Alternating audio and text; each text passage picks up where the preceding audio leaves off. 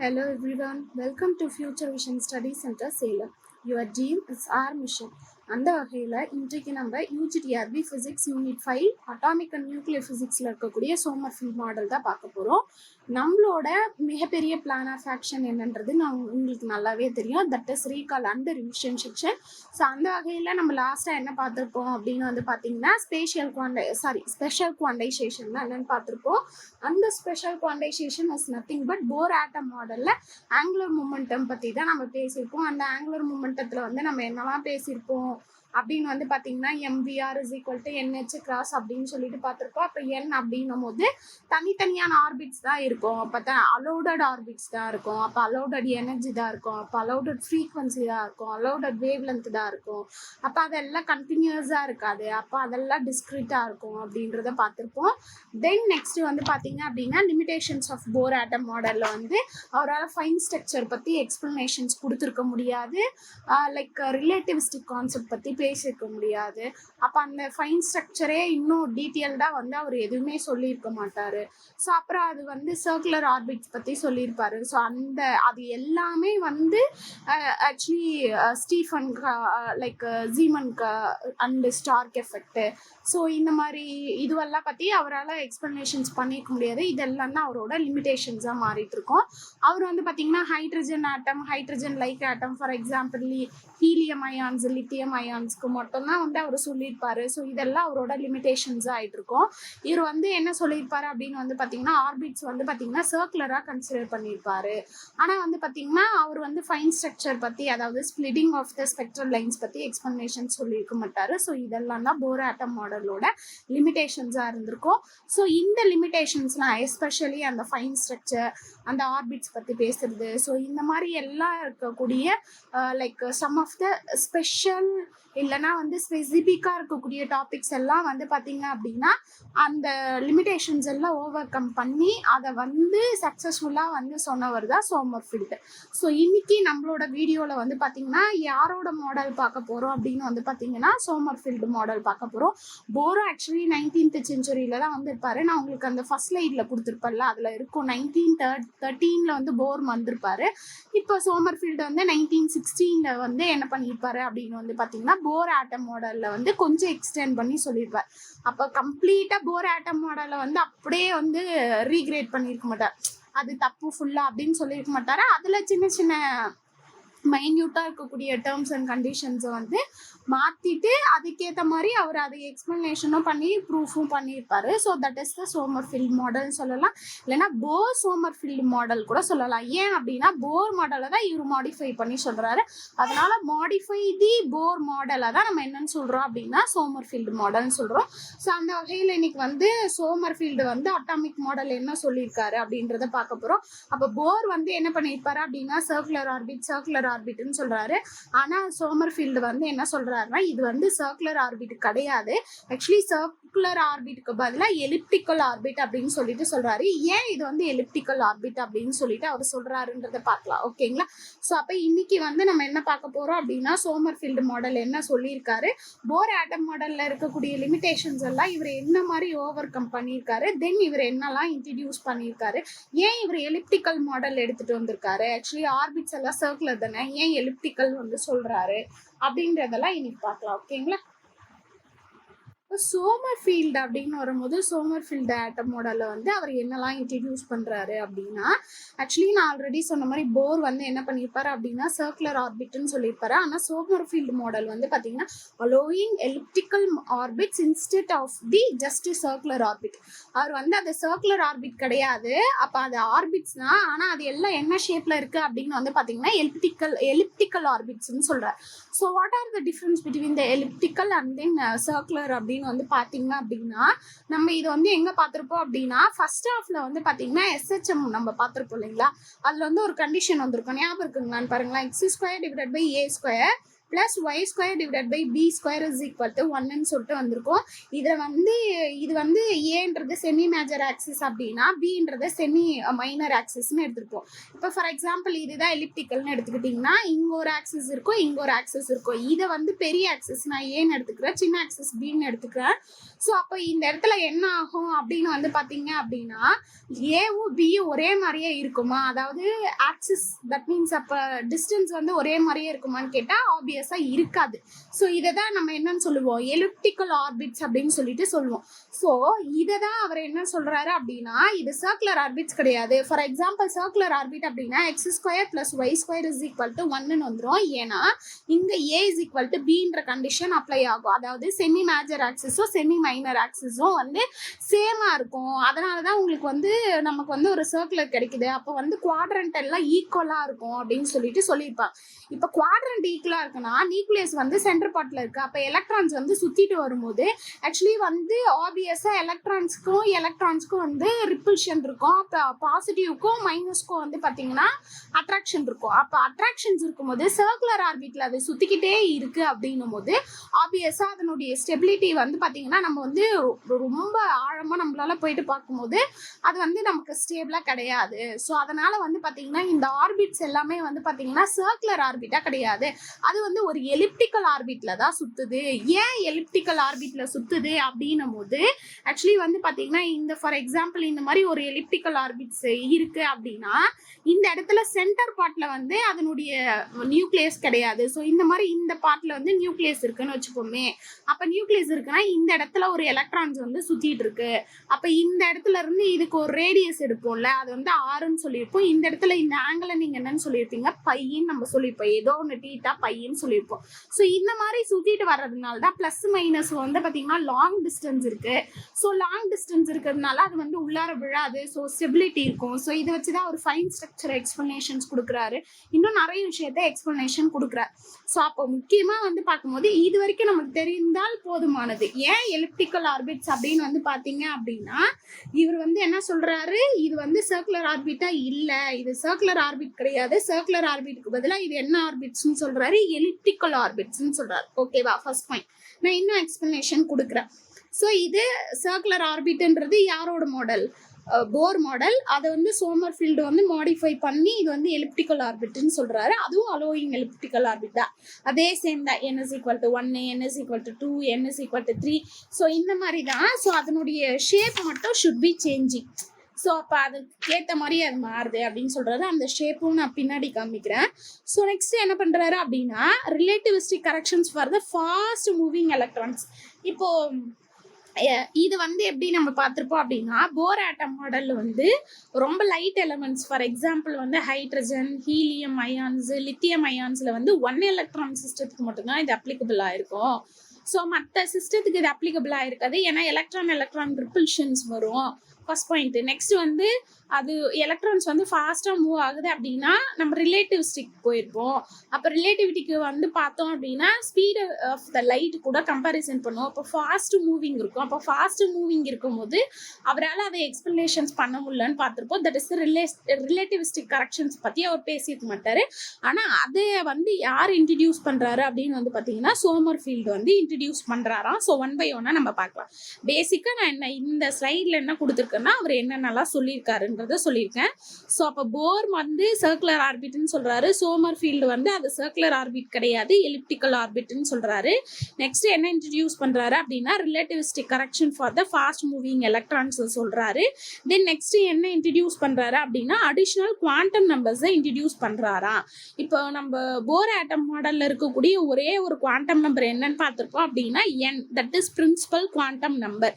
இவர் என்ன பண்றாருன்னா இன்னும் அடிஷனலா இருக்கக்கூடிய குவாண்டம் நம்பர்ஸை வந்து ஆட் பண்றாராம்.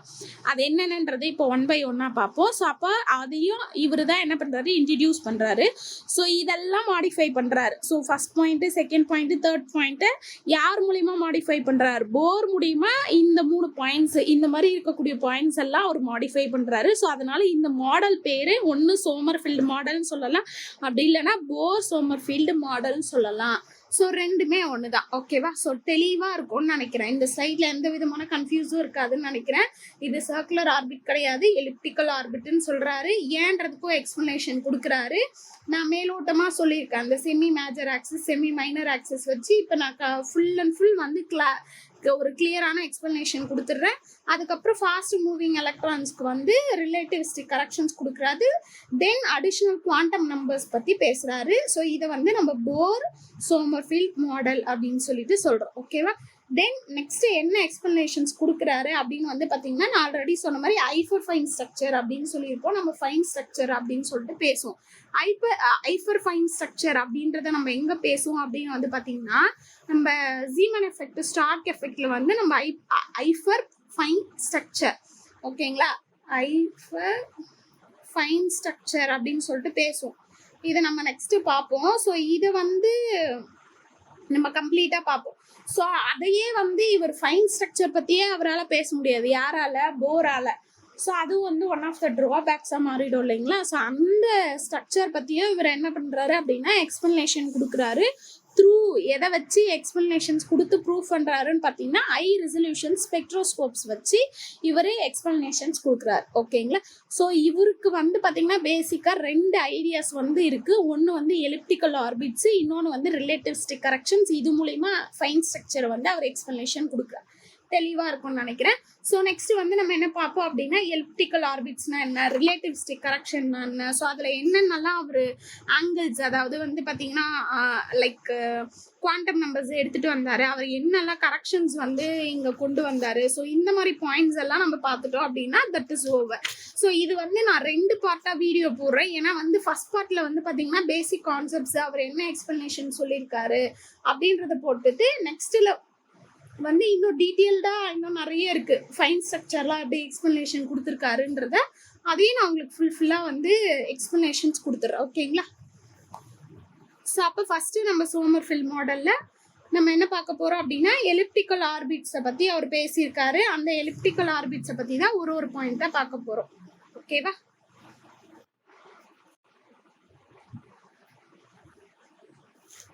அப்போ ஆக்சுவலி சோமர்ஃபீல்டு வந்து என்ன பண்ணுறாரு அப்படின்னா, அவர் வந்து ஒரு ப்ரொப்போசல் கொடுக்குறாரு. அப்போ எலக்ட்ரான்ஸ் வந்து பார்த்தீங்கன்னா to not just move in circular orbit. அது வந்து சர்க்குலர் ஆர்பிட்டில் வந்து ரொட்டேட் ஆகலை, அது வந்து எலிப்டிக்கல் ஆர்பிட்டில் தான் வந்து லைக் அது வந்து மூவ் ஆகிட்டுருக்கு. அப்போ வந்து பார்த்தீங்க அப்படின்னா இந்த மாதிரி ஒரு எலிப்டிக்கல் ஆர்பிட்ஸ் இருக்குது அப்படின்னா, நான் ஆல்ரெடி சொன்ன மாதிரி இது semi major axis, semi minor axis அப்படின்னு சொல்லிட்டு நம்ம 2 சொல்லுவோம். அதனுடைய ஃபோக்கஸ் அப்படின்னு சொல்லிட்டு ஃபோக்கைன்னு நம்ம சொல்லுவோம்ல, ஸோ அதனுடைய சென்டர் பாயிண்ட்டு. அந்த மாதிரி இந்த இடத்துல வந்து பார்த்தீங்கன்னா ஒரு நியூக்ளியஸ் இருந்தது அப்படின்னா ஒரு பர்டிகுலர் ரேடியஸில் வந்து பார்த்தீங்கன்னா அந்த எலக்ட்ரான்ஸ் வந்து சுற்றிட்டு இருக்கும் அப்படின்னு சொல்லிட்டு யார் சொல்கிறாரு அப்படின்னு வந்து பார்த்தீங்கன்னா சோமர்ஃபீல்டு வந்து சொல்கிறார். அப்போ வந்து பார்த்தீங்கன்னா சர்க்குலர் ஆர்பிட் அப்படின்றது simply a special case of an elliptical orbit. அப்போ எலிப்டிக்கல் அது ஏன் மேம் ஸ்பெஷல் கேஸ் அப்படின்னா, நான் ஆல்ரெடி சொன்னேன்ல, x² divide by a² + y² divide by b² is equal to 1.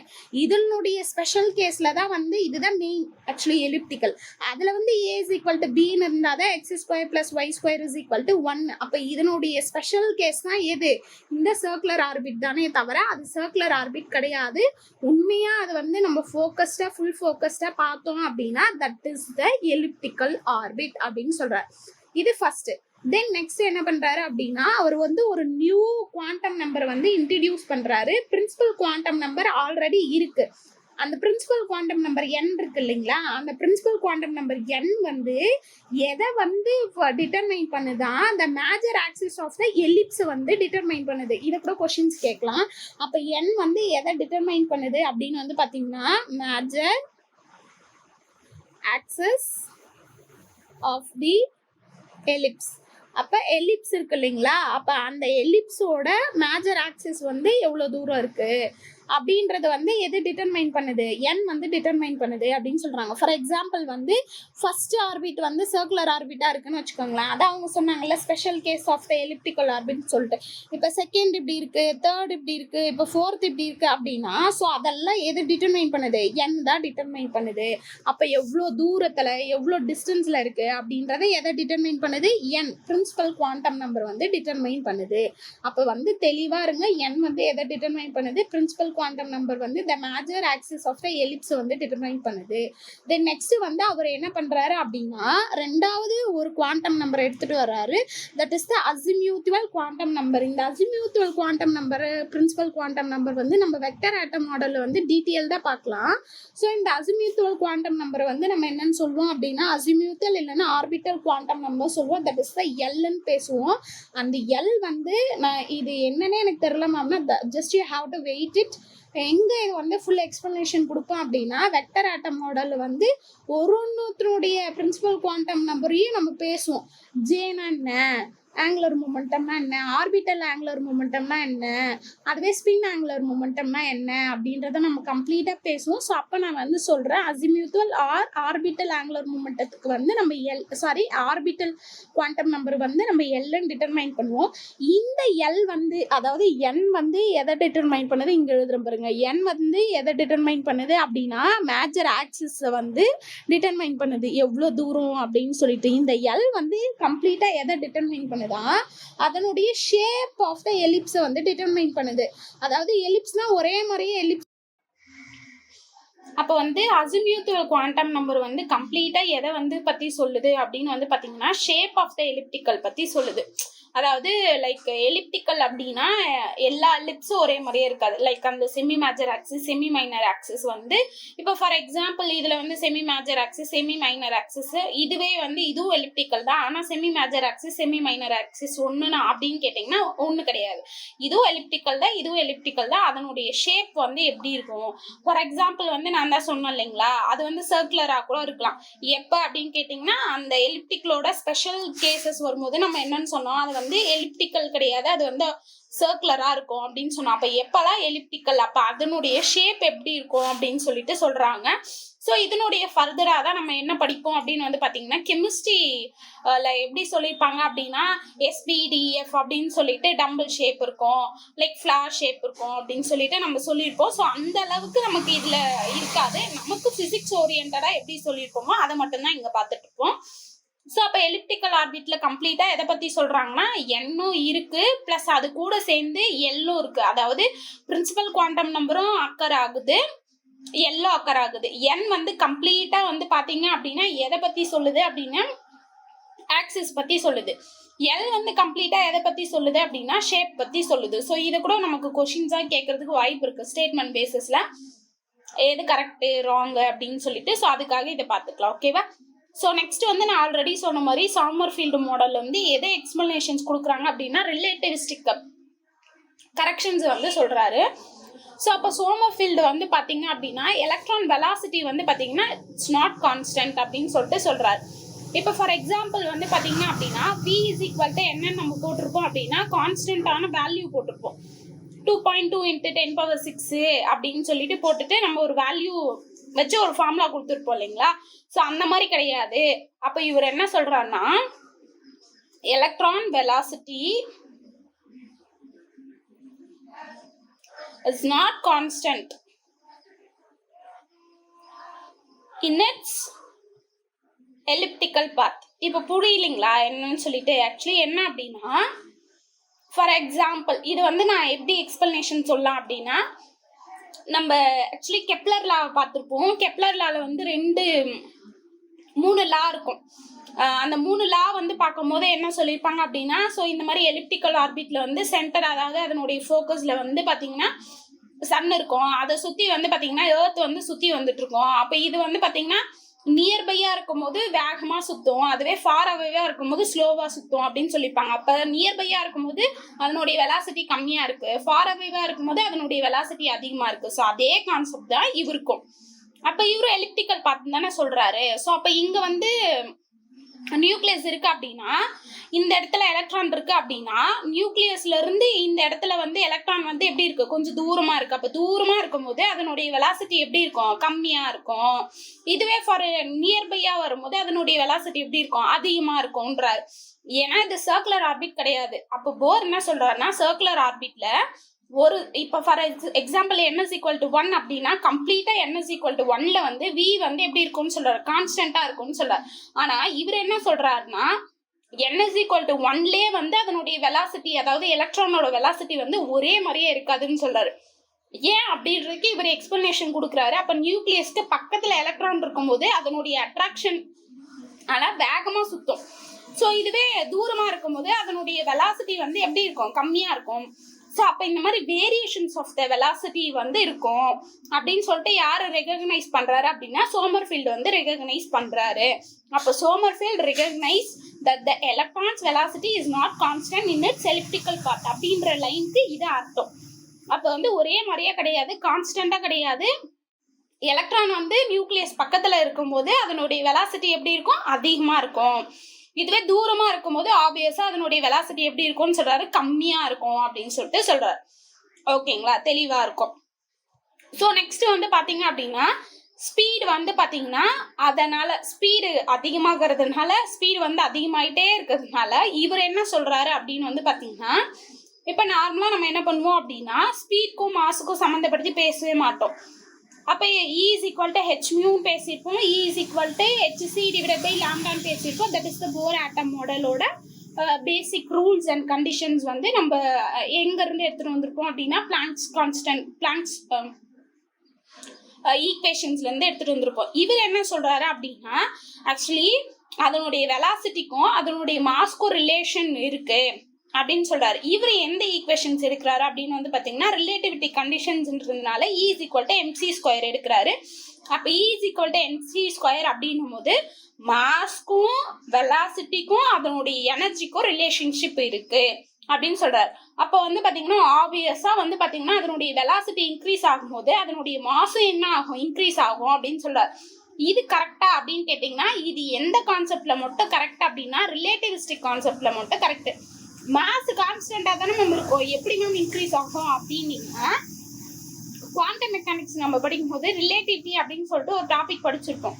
இந்த ரிலேட்டிவிட்டி டாபிக் வந்து யூஜிடிஆர்பியில் வந்து பார்த்தீங்கன்னா நீங்கள் ரிலேட்டிவிட்டின்னு தனியாகவே இருக்கும். அதில் வந்து பார்த்தீங்கன்னா டைம் டைலேஷன் ஒரு டாபிக் படிச்சிருப்பீங்க, லென்த் கன்ட்ரக்ஷன் ஒரு டாபிக் படிச்சிருப்பீங்க, ரிலேட்டிவிஸ்டிக் மாஸ்ன்னு ஒன்று படிச்சிருப்பீங்க. அந்த ரிலேட்டிவிஸ்டிக் மாஸ்ல வந்து பார்த்தீங்கன்னா மாஸ் இஸ் நாட் கான்ஸ்டன்ட் சொல்லியிருப்பாங்க.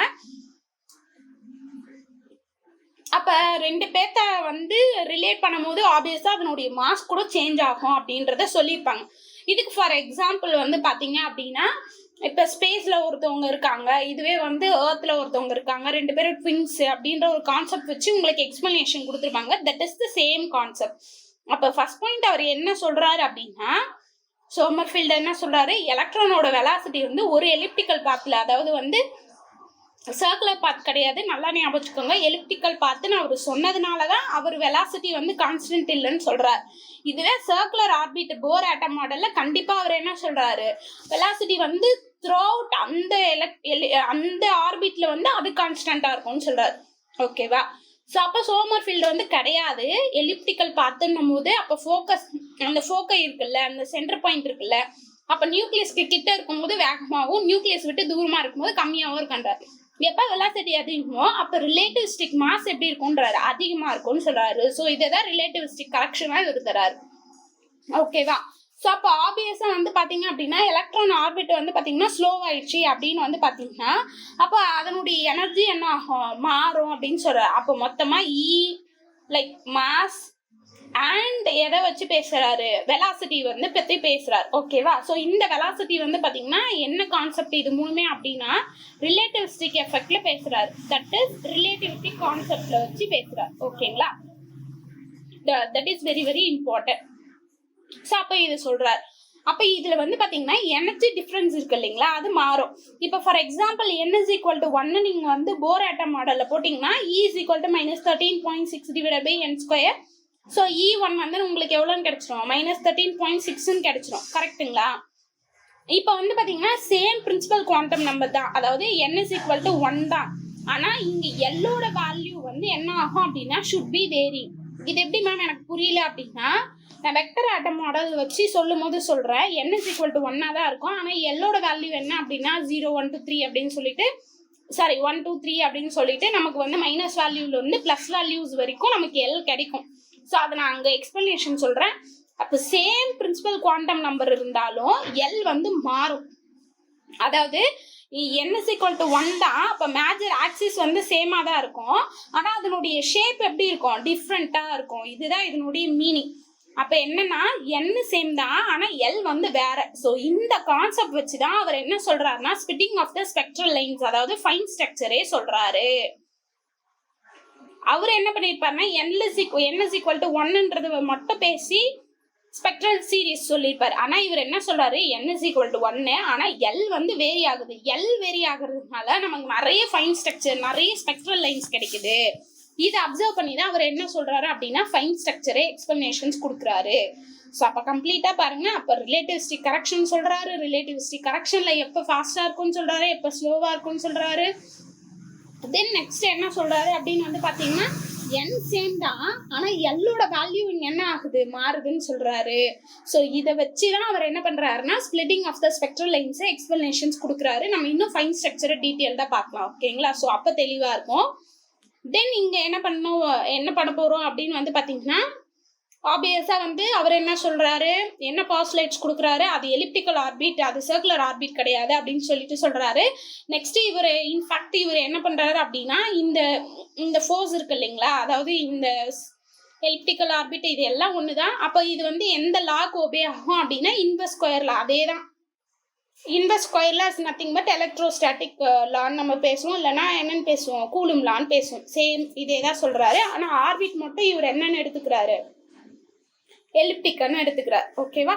ஸோ அப்போ இதை பற்றி ஃபுல் அண்ட் ஃபுல் வந்து பேசுகிறாரு. நெக்ஸ்ட் என்ன பண்ணுறாரு அப்படின்னா கோஆர்டினேட் பற்றி பேசுகிறாரு. ஸோ அப்போ கோஆர்டினேட் அப்படின்னும் போது நம்ம டிஸ்டன்ஸ்ன்னு சொல்லுவோம்ல, அந்த டிஸ்டன்ஸை நம்ம என்னென்னு எடுத்துப்போம் அப்படின்னா போலார் கோஆர்டினேட்ஸு, கார்டீசியன் கோஆர்டினேட்ஸ்ன்னு நம்ம பேசுவோம். கார்டீசியன் கோஆர்டினேட்ஸ்க்கு பதிலாக இவர் என்ன பேசுகிறாரு அப்படின்னா போலார் கோஆர்டினேட்ஸ், அதாவது இது வந்து என்னென்னு எடுத்துக்கிறாரு அப்படின்னா ரேடியல் கோஆர்டினேட்ஸ்ன்னு எடுத்துக்கிறார். ஓகேவா? ஸோ இந்த ரேடியல் கோஆர்டினேட்ஸ்னா என்ன மேம், இதெல்லாம் எனக்கு தெரியல மேம் பேசிக்கா அப்படின்னா, தட் இஸ் பிஜிடிஆர்பியில் வந்து நமக்கு பேசிக்காக என்ன பண்ணுவோம் அப்படின்னா Cartesian coordinates X Y Z அப்படின்னு சொல்லிட்டு பேசுவோம். Polar coordinates X Y theta அப்படின்னு சொல்லிட்டு பேசுவோம். இதுவே வந்து பார்த்தீங்கன்னா எக்ஸ் ஆர் தீட்டா அப்படின்னு சொல்லிட்டு, பை இல்லைன்னா ஆர் தீட்டா அப்படின்னு சொல்லிட்டு சிலிண்ட்ரிக்கல் கோஆர்டினேட்ஸ்ல பேசுவோம். ஸோ இது இங்க தேவை கிடையாது, நமக்கு தேவை ஆர் அப்படின்றது என்ன அப்படின்னா தட் இஸ் ரேடியல் கோஆர்டினேட்ஸ். ஓகேவா? ஸோ இது வரைக்கும் அவர் என்ன பண்றாரு அப்படின்னா ஆர் அப்படின்றத என்னன்னு எடுத்துக்கிறாரு, ரேடியல் கோஆர்டினேட்னு எடுத்துக்கிறாரு. அப்ப அந்த ரேடியல் கோஆர்டினேட் வச்சு அவர் என்ன பண்றாரு அப்படின்னா பேசிக் ஈக்குவேஷன்ஸ் கொடுக்குறாரு.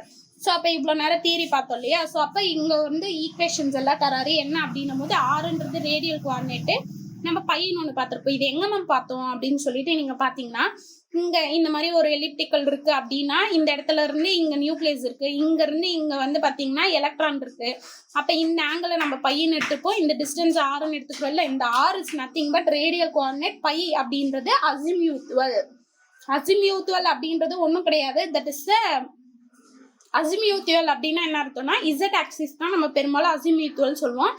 That is the like consider, lettuce consider அப்படின்னு சொல்லுவோம்ல. அப்போ இதை இன்னொரு வகையாக கூட சொல்லலாம், கற்பனையான கோடு அப்படின்னு சொல்லிட்டு நம்ம சொல்லுவோம்ல, அதை வந்து அசிமியூத்துவல் அப்படின்னு சொல்லிட்டு சொல்லுவாங்க. அப்போ ஆறுன்றது ரேடியல் கோஆர்டினேட், பை அப்படின்றது அசிமியூத்துவல் ஆங்கிள், வெறும் ஆங்கிள் தான். இந்த இடத்துல என்னன்னு பேர் நம்ம எக்ஸ்ட்ரா கொடுக்குறோம் அப்படின்னா அசிமியூத்துவல் ஆங்கிள் அப்படின்னு சொல்லிட்டு சொல்கிறோம். அப்போ இதை வச்சு என்ன பண்ணுறாங்க அப்படின்னா பிரின்சிபல் கோஆர்டினேட்ஸ் வந்து ரெண்டு வகையாக பிரிக்கிறாங்க. ஒன்று வந்து என்ஆர். ஓகேவா? இந்த என்ஆர் வந்து கம்ப்ளீட்டாக எதை வந்து சொல்ல போகுது அப்படின்னா ரேடியல் மூமெண்டம் பற்றி சொல்கிறாங்க. ஓகேவா? இது வரைக்கும் சொன்னதெல்லாம் புரிஞ்சிச்சு மேம், டக்குன்னு வந்தீங்க மூமெண்டம் பற்றி பேசுகிறீங்களே அப்படின்னும் போது நமக்கு இங்கே சுற்றி வருதுன்றது நல்லாவே தெரியும். அப்போ சுற்றி வருது அப்படின்னா கண்டிப்பாக இங்கே என்ன வந்துடும், மூமெண்டம் வந்துடும். அப்போ எலக்ட்ரான் ஒரு இடத்துல வந்து இருந்துச்சு அப்படின்னா அங்கே வந்து என்ன இருக்கும், லீனியர் மூமெண்டம் இருக்கும். Linear momentum is nothing but P is equal to எம்டின்னு வந்துடும். இதுவே வந்து பார்த்தீங்கன்னா என் பை அப்படின்னு இருக்கு இல்லைங்களா, அப்போ ஆங்கிள் மேக் ஓவர் பண்ணுது. ஆங்கிள் மேக் ஓவர் பண்ணுதுன்னா அது ரொட்டேட் ஆகுதுன்னு அர்த்தம். அப்போ ரொட்டேட் ஆகுது அப்படின்னா கண்டிப்பாக இங்கே என்ன ரிலேட் பண்ணியிருக்கோம், ஆங்குலர் சுத்துது அப்படின்னா ஆங்குலர் மூமெண்டத்தை வந்து ரிலேட் பண்ணியிருக்கோம். அப்போ radial momentum is nothing but linear momentum, பின்னு போட்டுக்கலாமே. ஓகேவா?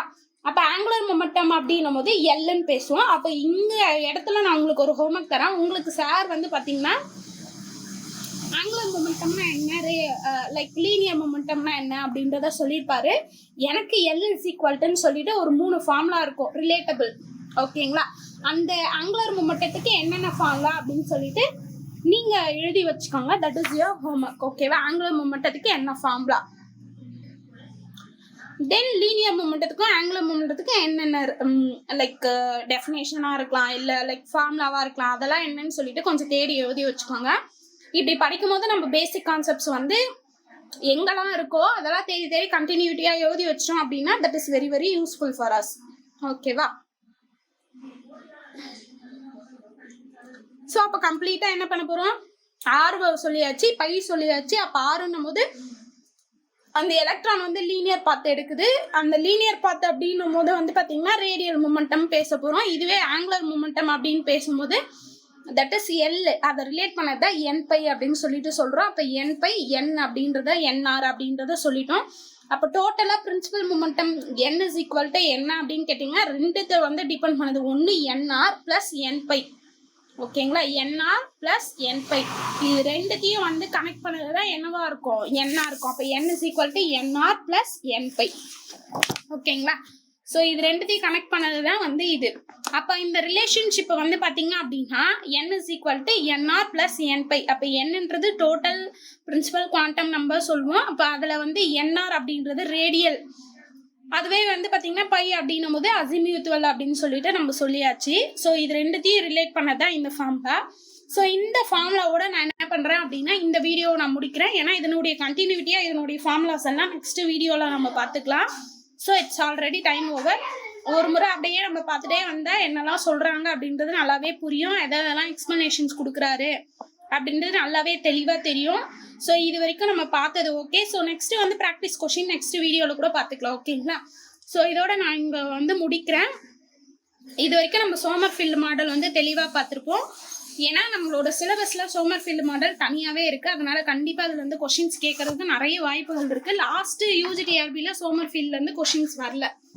ஆனால் இங்கே என்ன இருக்குது அப்படின்னு வந்து பார்த்தீங்கன்னா ஸ்பெஷல் குவான்டைசேஷன்ஸ்க்கு அப்புறம் நம்மளோட சிலபஸில் பார்த்தீங்கன்னா சோமர்ஃபீல்டு மாடல் குவாண்டம் நம்பர்ஸ் அப்படின்னு சொல்லிட்டு வரும். அந்த குவாண்டம் நம்பர்ஸ் வந்து பார்த்தீங்கன்னா வெக்டர் ஆட்டம் மாடல்லே வந்து ப்ரெசென்ட் ஆயிடும். இதில் சோமர்ஃபீல்டு மாடலில் வரக்கூடிய ரெண்டு குவாண்டம் நம்பர்ஸ் வந்து பார்த்தீங்கன்னா principal quantum number, azimuthal quantum number தான். ஸோ இது வரைக்கும் நம்ம பார்த்து வச்சுக்கணும்.